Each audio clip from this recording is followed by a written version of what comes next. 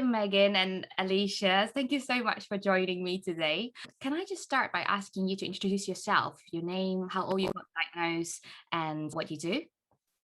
Absolutely. Well, firstly, thank you, Sam, for having us. My name is Megan, and I am, how old am I? I'm 35, and I live in Brisbane, Australia, and I was diagnosed when I was 34. And what do you do? I'm a psychologist. What do you specialize in, Megan? Well, actually, funnily enough, I'm starting to specialise in adult ADHD and especially women. Yes, so my name's Aleisha, obviously, and I am the same age because we're twins. I'm 35, 36 this year. I work for a mining company. I'm a contract specialist. Doesn't mean much to many people, but I manage contracts. And what was the last one? Just when was I diagnosed? Yeah. So just very recently, actually. So 6 months ago.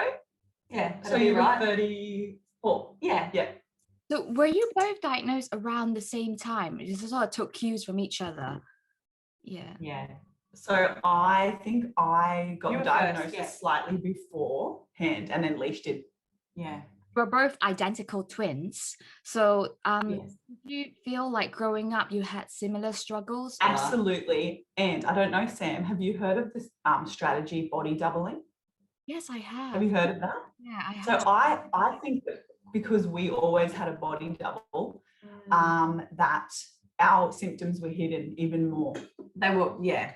We were lucky because we always had each other to do stuff. Yeah. Interesting. Can you explain to me about body doubling, just in case someone would want to know more about? Absolutely. Well, I hope mine's probably a quite simplified definition, but I think it's just having someone sit with you and help you get started on an activity that you're finding hard to do, I guess. I would always be asking my husband to sit with me and write a shopping list and plan what we were having, for the week. Gosh, I do that all the time without knowing that's called body doubling. I need to, when I need to make a meal for my toddler, I said, Jake, can you, can we think about this together? And I'm like thinking, that's exactly what I say. The whole thing. And I know. Well, my husband used to say to me, you can do this, babe, on your own. You don't need me. And my husband was the same, and sometimes probably got a little bit frustrated with me. Like, why do you always need someone with you? And I remember thinking, I always thought, it must be because I'm a twin and I always had Leash. But since finding out about ADHD, I think it's this, needing a body double. I learned something new today because I see it in my daughter as well. She always needs someone to start something with her. She's frustrated when no one does it with her. And yeah, that's the difference we notice. How old's your daughter? I think Sam's daughter's 5 as well. Leisha's daughter's 5. 6-year-old. Oh no, see, exactly the same. Oh, okay. So I think also maybe the symptom were more pronounced at her age at 6, because when she was younger, we would do everything with her. But as she got older, we would say to her, you should be able to do this by yourself by now. And she doesn't get that. Well, interesting. Can you see, how early on those messages are that we're telling our kids, but you should be able to do this. No wonder when we're adults, we have such self-esteem issues, and that's just something so trivial. Gosh, wow. Yeah. Penny dropping moment here, Thank you so much for flagging that up. Sorry, I hope I didn't make you feel bad. No, but since I found out I have ADHD, I realized that all the things that I've been saying to my children, my daughter, because my son's only 1, it doesn't really say much impact at the moment. But yeah, I noticed that what I said could have been damaging, and I tried to stop us from saying that. And even, my husband would say, like, other people who are 6 can do this. Why can't our daughter do this? And yeah, it's tough. It's tough. So you're constantly trying to correct yourself as well, which is it makes it even harder. I don't know, Sam, if you've heard the statistic, because I've been doing lots of research on ADHD in children as well. And apparently by the age of 10, ADHD children versus neurotypical children get 20,000 more negative messages. So things like, you should be able to do this, or sit still. Why aren't you listening? Why aren't you listening? So that's pretty Shocking. Yeah. So did you both have any struggles growing up with ADHD? It's funny because I feel like we did, and we're only learning about it now as we research and educate ourselves about those struggles. We just thought it was us. We internalized. You it. just blame yourself, like, oh, I'm just too dumb, or like I think with reading. Yeah. You could I never never used to focus. read. I never used to read. Like people would compare Leisha and I, because I like loved reading, and then Leisha never used to read because I have to read it over and over. She couldn't focus, and she had to keep reading it over and over. That's just one example. But then also the imposter syndrome, as in like I'm not good enough. Hey, like as in there's always that inner just voice that you're just not measuring up. You're just not good enough. Yeah, I think that translates when you kind of have your own job, or you run your own business, or you're a contractor. You sort of feel like you're constantly striving to be that person people expect of you, and that can be that gave me anxiety, when I was in that position. So actually, it's funny you say that, because when we were looking at, the struggles of daily living, imposter syndrome was one of the main ones I highlighted, because that was such a struggle. Like, as a psychologist early on, the anxiety that I would get, and this is another side note, I don't know if you've heard of the premenstrual dysphoric disorder, PMDD. No, not yet, actually. Okay, basically it's just really, I don't want to downplay it, but it's just really bad PMS, Sam. So like really struggling more with mood or anxiety or other symptoms at certain times in the month. So, the week before you get your period, but also at ovulation, which is like day 14 of your cycle. Anyway, Leisha and I both had this. We would be so confident, amazing, like killing, kicking goals, like just so happy and amazing in the 2 weeks, like after our period. And then that time would come around, and we would be like so questioning ourselves and like struggling at work, getting intense anxiety. Didn't really want to do anything like socially. Would cancel plan. Anyway, so yeah, hormones. Oh, I totally get it. I am so impulsive around my period as well. Like, I've done most of the mistakes I've done in my life were around the period time. That's why I actually, with my clients, with my female clients, I get them to literally, one of the first things I get them to do when I suspect ADHD is track their mood, and also put in the notes section what day of their cycle they are, to see the patterns. That's really helpful. That in some ways, that's sort of non-pharmacological strategy, isn't it, to help? Yeah. So I wanted to ask you both as well, since being a diagnosed, I get that you've both been prescribed medication, right? But they say pills, is a start, but it doesn't make skills. So I'm just wondering if you can give us some other strategy that you both use to manage your ADHD that has helped you. Yeah, absolutely. And it's funny that your quote that you just said is one of the favorites that I say. Like, I definitely believe in medication, both of us. It's been absolutely life-changing. But also with my clients, I say pills don't teach skills. You absolutely have to come and also work at the psychological strategy. So Leisha, why don't you start with your in terms of how I deal with the daily struggles? Yeah, I think so, the management strategies. Yeah, so actually, sorry, it's this one. So the first one for me is exercise. So I need to exercise, and I need to do it. I try to do it regularly, because I feel like if I go and exercise for an hour, then I just feel all of the brain chemicals, they're all just good. They're all positive. I can focus more, happier. Yeah, I've always said, people say, oh, you're so fit after having babies, and I've always said it keeps me sane. So that's actually, can I say something with that? Have you got Park Run in London? Have you ever heard of Park Run? Yes, yeah, I have heard of other people doing it. Okay. I love the idea of exercise, and when I'm out, I'm happy. But it's to make myself in shape doing it. Struggle with. Very tough. Stick to a routine. It's very tough. So difficult. So basically for me, so at the moment I've got 3 children, but my youngest is about 9 months, and I found a gym that it's all women, and it has a creche. So I basically can just go there, I can leave the baby there, he's cared for, and I can do my session and I don't have to worry about him. So I basically just made myself book it in, and it's just no ifs or buts, I have to go. I just make myself go. But to validate that, what you said, It's really both hard. of us have had times, like still now, that it is so difficult to get started or to be consistent. Like I actually have never been consistent, really never, with an exercise routine. And especially in the week before your period, it's like I just can't even make myself do it.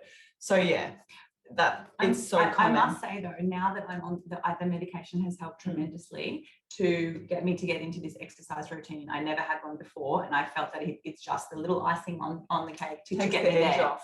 And to plan that in. Also, to have a supportive partner helps, who will say, you need to go to the gym, it's good for you. Or, Well, with parkrun, I was going to say, Leash was, gosh, how her second child was like literally a newborn, not a newborn, but a few months old. Yeah. And she was really anxious, actually, Sam, really badly anxious.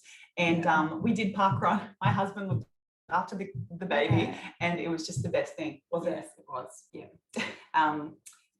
Were we talking about strategies? Sorry. That's okay. Yeah. And then another thing is eating well, trying to eat well, like trying to fuel your body with good food. I know that's hard as well, but that's important for me. I think actually people with ADHD, generally you're amazing because you put so much effort into it, but struggle with nutrition, consistency.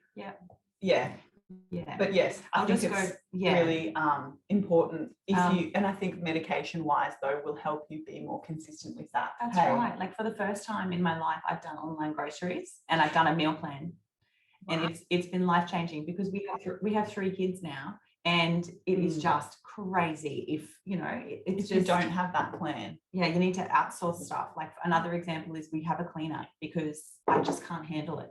Like the cleaner comes every fortnight, and I know that comes at an expense.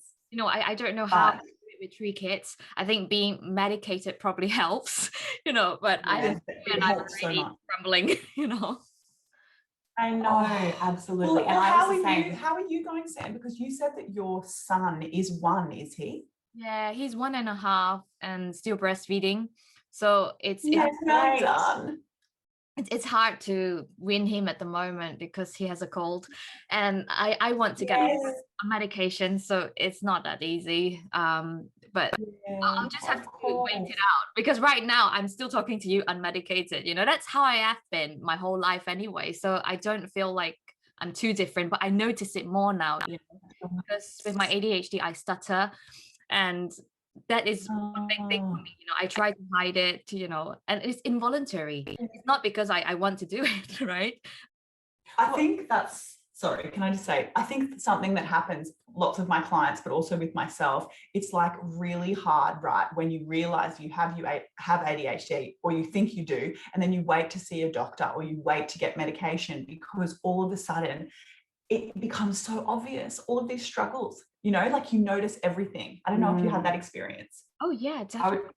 Yeah, because before you get diagnosed, you try your hardest to overcome it. Or maybe also, one day you'll be feeling down, and then after a few days you feel okay again, and you think you're resilient, but actually maybe that's just your bad memory, not being able to persist in being but I've always to get up and go, and I think that's because memory issues.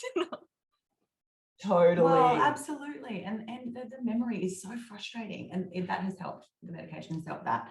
But I was just going to say, in terms of that, another strategy is I have to have on like a live list all the time for things. Like, for example, groceries, even for an online shop, you still need a list. So if there's not enough milk, I need to write it down straight away, or I will forget it. So an ongoing list. So like having one central book that you take everywhere with you. It's always in your bag. It's always like next to you, phone.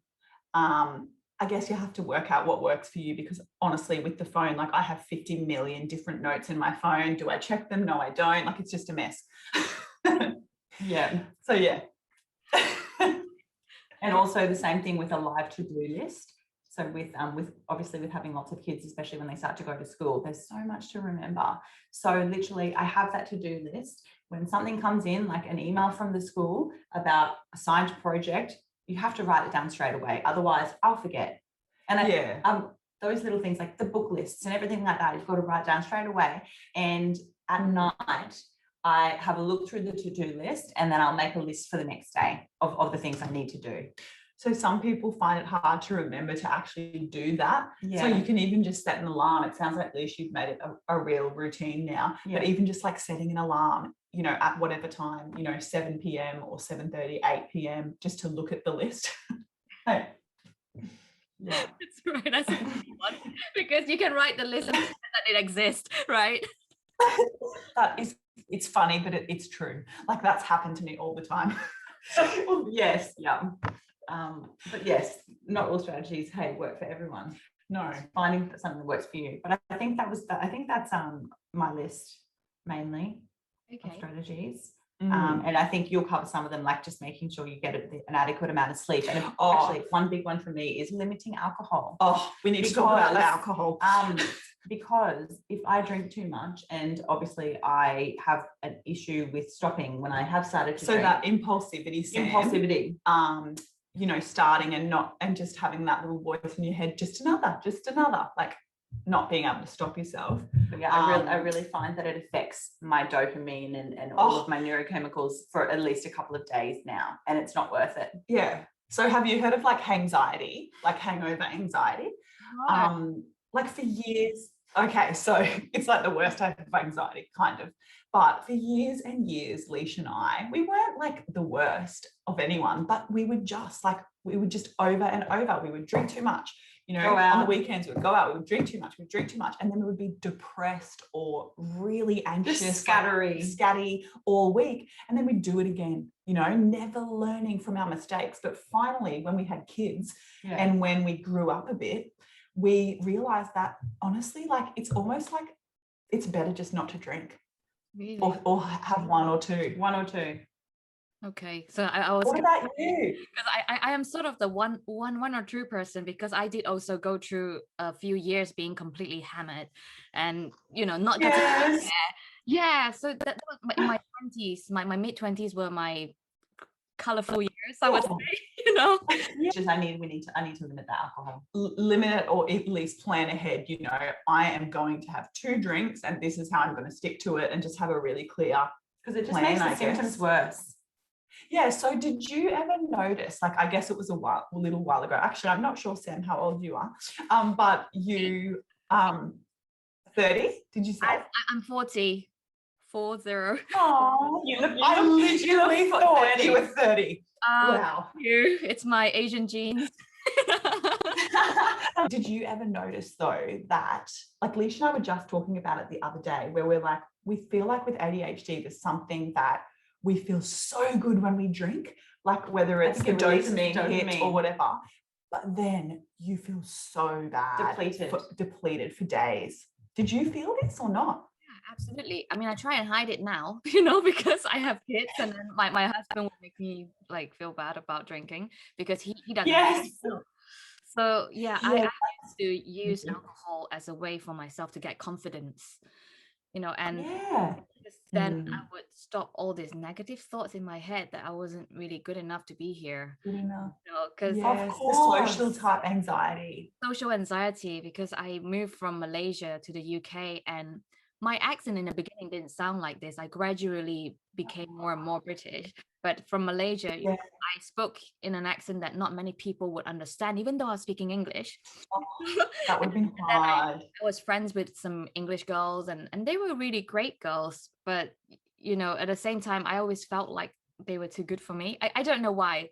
Yeah, you felt like an outsider and that they were too good. But like, because I've done so much research, you probably have too, women with ADHD often feel like different from their peers, and like they don't understand like the bitchiness or the cattiness, or I don't know, a lot of girls actually hang out with the boys.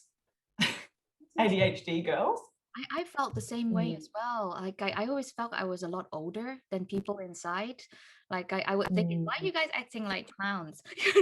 Because I act like clown as well, but when they do, I don't find it funny. And I always feel much more wise beyond my years. Like I remember I was 18, Yes. I was hanging out with the same age group people, and I felt like, I make more sense than you guys. So I'm not gonna say anything. I'm just gonna so you observe people a lot. Yes. Even though you Yeah. Yes. things to say, but you don't say it. You observe a lot, and you watch. You deserve a lot. Well, I don't know if like with ADHD, you know how it's like called attention deficit hyperactivity disorder. They reckon it's not actually a deficit, that it's actually, what is it? You've got too many. Yeah, like it's attention inconsistent, that apparently there's the little gate on our brain that's always open, taking on heaps of information. So like Too much to focus on. I find that a lot of us are really intuitive. We pick up on like subtleties in people's faces and emotional, information. And also that's what drains us so much, is because we're constantly just taking in all the information. That's why like a lot of people with ADHD tend to get fatigued, as the day goes on. That was so my first thing when we were thinking about struggles of daily living. I was chronically exhausted. I literally would throw myself into work, love it so much, but then I would literally have zero energy for anything else. And I don't know if you had this, there's an awesome article on attitude.com. Have you seen much of the attitude? I absolutely love them. They are my Bible. Oh, good. Yes. So do I. So Me many too. good articles. But anyway, one of them is like the common symptoms of ADHD that are overlooked. The rejection sensitivity, the interest-based nervous system, but also this hyper arousal. And so that's something that I had, is this chronic like tension, like neck pain, back pain, just always in pain, because I was so running on that frequency, like hyper. Yeah, I get that. I mean, I have a magnesium spray that apparently that really helps as well, especially if you have ADHD. Because and the magnesium baths, which we're in an apartment at the moment with no bath. I am missing my bath desperately. I take magnesium too because it's so calming. Yeah. I orally take it.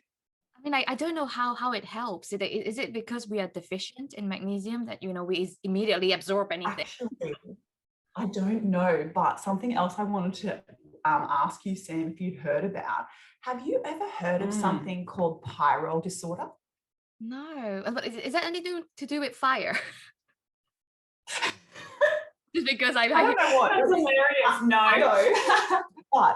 But it's okay. Long story short, before we were ever diagnosed with ADHD, we went to this amazing GP. Now, normally it's like naturopaths who diagnose this. Anyway, it's called Pyrol disorder. And it's about deficiencies in different minerals and vitamins. When we were Googling it, the first thing that came up was ADHD. This was years ago. And we were like, we don't have that. We just dismissed it. But I think a lot of people with ADHD have Pyrol disorder. So we actually grabbed it because both of us, it's been life-changing as well. Before the actual stimulant medication, for years we've been taking something called Pyrol Primer. And Leish, what is it? Yeah, so it has so the issue with the Pyrol disorder is that your body produces too many of these things that bind to B6. I think it's B6, right? And then as you urinate out all of your B6, so you're B6 deficient, which is apparently quite calming. Which I've heard the Bs are to, like, if you've got, how some people get like injections and stuff, like I think it's, and actually there's magnesium too. Yeah, so it's got vitamin C, it's got vitamin B6, magnesium and zinc in it. So it's almost like, it just like balances us out. And I swear, I think that as well as an antidepressant, Zoloft, but like helped with my anxiety so much. That's really these vitamins. Just out of curiosity, does it help you wake up feeling a bit better in the morning? Just because that's what I find now. I mean, I don't know if it's lack of minerals or some sort of like toxin accumulation that I read about, you know, with the ADHD body, is that Yes. you find it difficult to get up in the morning. It's like you've been like, you know, knocked over by a train or something. You know, It's I used to so feel like that all hard. the time, but I Well, don't now. You know why you don't? Because honestly, the thing that would get me up is knowing that I could take the Concerta, which is a stimulant medication, because honestly, it hits us so quick. Like within like 20 minutes, Yeah. you're like, okay, I I'm can actually awake concentrate. and I am not like chronically exhausted like I'm used to. that's good. That's So I think that will help. yeah. So Concerta is long-acting methylphenidate, isn't it? That's right. Yeah. Yeah. That's Exactly right. what they recommended to me after I finished breastfeeding. So yeah. Yes. Something, I really hope that you have as good a response to it. yeah. I think, I don't know. I'm sure you will. I'm sure you will. Yeah. I think it's just so helpful.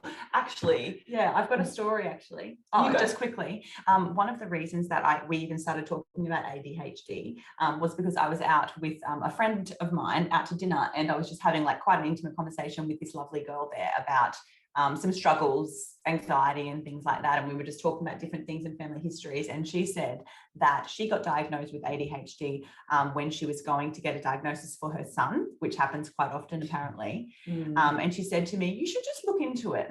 So as soon as I left that function, I was Googling, looking into the symptoms, and I sent it to Megan going, look at this. Yeah. So here's me, a psychologist, having no idea about women and ADHD, and Leash, you know, just messages me and I'm like, really? And then we started looking into it. And we were like, tick, tick, tick. Everything. Oh, this is us. Yeah. That's interesting. You're not alone here. Like I've heard of even psychiatrists themselves in their mid-50s who haven't been able to see that symptom because there's so little awareness up until now, I would say, you know. That's right. That's right. But also one of my actual psychiatrist told me that they're not, was it her? Anyway, it was someone, I think it was my psychiatrist. They don't even get trained in ADHD, in adult ADHD. They don't even, I mean, thank God they're doing their own training and there's more awareness about it. But yeah. So far behind. Yeah. Well, it's getting better now, you know, with Nat Hallowell is, you know, a big proponent of strength-based model of ADHD, you know, which sort of helps people understand that it's not a completely deficit disorder, is it? That it was once thought of. Oh, have you listened to, sorry, I say listen because I use Audible because I find it easier to listen to, but to Ed Hallowell's Driven to Distraction book? No, well, you know what? I bought his latest book, ADHD 2.0. So I heard about that. Yeah. Driven to Distraction yet, because that's like an older book, isn't it? It is. It's older, and it was the first one that I listened to, and oh my gosh, it was so good. But there's an even better book. Can I just make one recommendation? Queen of Distraction? No. Oh. Yes, that's great too. But Understanding Girls with ADHD. Who wrote that? Patricia Quinn and Dr. Ellen Littman. Okay. And a few other people. Oh, okay. Right. So that's a really good one, huh? It's so good, Sam, because there it is. It actually helps you to know what to look for in little girls. Sorry. Yeah, so who does it say? Ellen Littman, Patricia Quinn, and Kathleen Nadal. Yeah. Anyway, I can send it to you. It goes through all the different steps, that the ages of what to look for in toddlers, and then what to look for in, you know, preschool, and yeah. Yeah, I have actually listened to one of Kathleen Nadal's webinar on Institute. Yeah, so she's pretty good, and she's appeared in some films as well about ADHD. So she's been sort of awesome. Yeah. Yes. Cool. There you go. So it's also useful for people who want to know how it manifests in our children, right? From an early age. Absolutely. I mean, I think it's helpful for us to understand ourselves as well, thinking back on our histories, but also to know what to look for in children, especially girls, because they internalize the symptoms. So again, I don't know how much you know, probably a lot, but like how, you know, often women will get asked by the psychiatrist to show their records, school records, right? And yes, okay, so for some of them, there's the usual comments like she needs to focus, you know, she needs to try harder, she's, you know, needs more motivation or whatever. But a lot of these women that I'm seeing were, you know, straight A students, very, what's the word? Studious? Compliant, Oh. studious, and all of their struggles were internalized. My daughter who's 6. Yeah. She's yeah. So- we're waiting to see a pediatrician to see if we can get her tested. Yeah, that's the thing. Like, what do you want to do? Like, would you like to create an environment that helps them Well, support their ADHD? well, I think, well, that's right. And I Absolutely. think in that book, Understanding Girls with ADHD, you know, culturally, you know, people around you would say, don't be ridiculous. She's way too young. Like, what are you talking about? Like, that's normal, you know, and downplay it. But in this book, it says it is so important to know how to identify it early because of those, remember the 20,000 messages and the self-esteem and the internalizing. One of the strategies that we wrote down was like having an ADHD coach. I love my ADHD coach, but she taught me about how we can scaffold the children, you know? So you just, different strategies and validation and, you know, not non-punishing way of parenting can be so helpful. Yeah, I've read a lot about that as well, you know, and also I've heard that girls with ADHD tend to derail a bit when they leave the family home, when they've had that scaffolding over the years, but maybe having the awareness that they have ADHD might help them, you know. I think definitely. Absolutely. I really do. And then we can help prepare them to launch from the nest, you know, whereas when you think about people our age or older, I guess, we never knew we had ADHD. So off we went, moved out of home, couldn't clean, couldn't cook, you know, couldn't just, it was a mess. But you know, it's quite nice you have each other. Can you imagine Very lucky. someone to actually talk about your mistakes with? My God. Yes, definitely. Just so and share. affirming. You know? It is, and we need that, right? Like as women with ADHD, the thing we need most is validation And empathy. That we aren't, you know, crazy. We're not stupid. We have valid emotions, and it's okay to feel that, whatever we're feeling. So do you feel like being like twin sisters, it has been an advantage for you to go through this journey together? Absolutely. I think so. Yeah.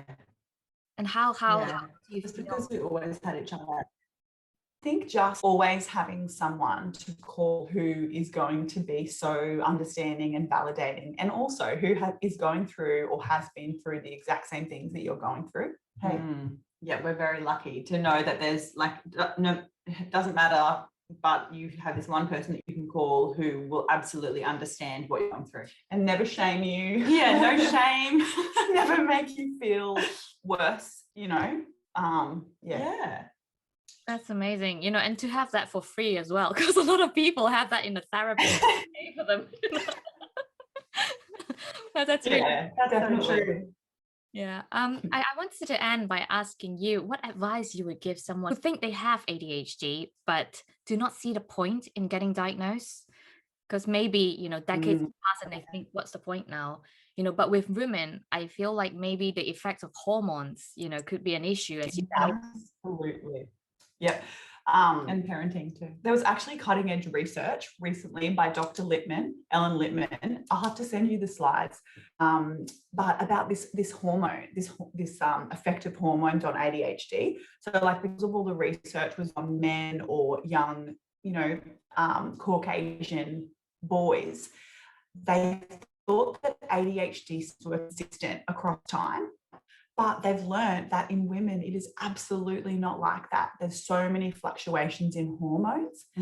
So think about like, you know, postnatal depression or when you first get your period, all of the crazy emotion dysregulation then, and then menopause. Okay, so I going through menopause, ADHD, undiagnosed, and it's just the most horrific time, you know, panic attacks, just, yeah, everything. So anyway, the advice I would give is it's absolutely never too late. First, dismiss the idea of medication. But then usually what happens within 3 months, they come back and they're like, give me the medication. Because, you know, even just working with beautiful ADHDers in my work, like there's really only so much you can do. That's why I advocate for medication, right? Because yes, there are lots of strategies you can do, but really like the medication really just, in my opinion, really helps facilitate the therapy and the strategies. Yep, that's right.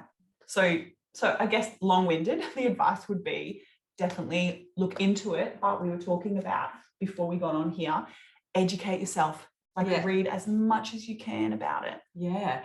And also I think it depends on how much it's impacting their daily life. So if it's not having a huge impact on their daily life, then maybe it's okay not to get a diagnosis, right? But for me and for you, it was significantly impacting our daily life for many, many years. And being misdiagnosed with anxiety or whatever. We didn't even say that, but like, I think the general it's not misdiagnosis because it is anxiety, it is depression, but the cause, the underlying cause was never picked up. Yeah, you're right, because people can get treated for anxiety and depression, but it's actually just putting a band-aid on the surface, isn't it? And then the problems stop coming because there's something within that's generating all these issues, and it keeps going. That's right. And it just keeps going. That was me. Actually, one thing I will say, this is you ready. A lot of ADHDers, because we're like this because of our hormones, you go and you really need therapy. And then the next week you're like, oh, I'm great. I don't need it. I feel fine. Everything's great. And so even Aleisha, who is the twin sister of a psychologist, she would flip from psychologist to not go and this and that. And it was never consistent, right? Yeah. But you have to find a good, whether it's a psychiatrist or a psychologist or an ADHD coach, and just commit to it. Stick to them. No matter what you're feeling, like just commit to, you know, getting the support that you deserve. That's right. And Aleisha, you were talking about parenting as well. Yeah, so I think that, and I think that things really got out of control for me when I became a mum.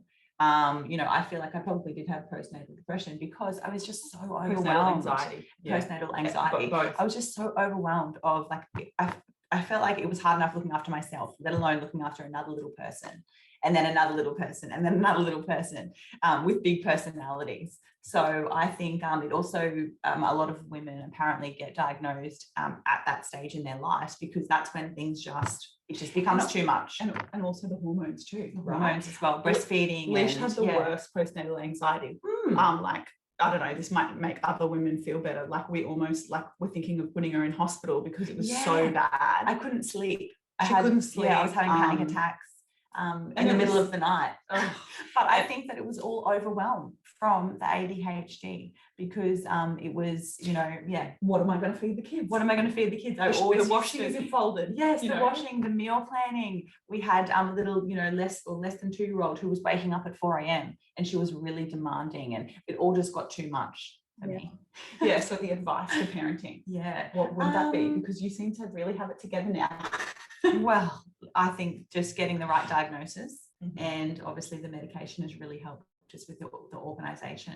And also I'm a lot calmer, so I can deal with things a lot. That's actually better what we did with the kids. Sorry, we have like so much to say, but the things that I've really noticed, actually I want to hear you say, what have you noticed from the medication that you can tell Sam what changed for you? Yeah, so just like basically being able to remember appointments, you know, just having the kids organised, being on top of the washing. It's not just the washing, but also meal planning. Social anxiety gone. Oh, yeah, I don't have social anxiety anymore. I used to get social anxiety.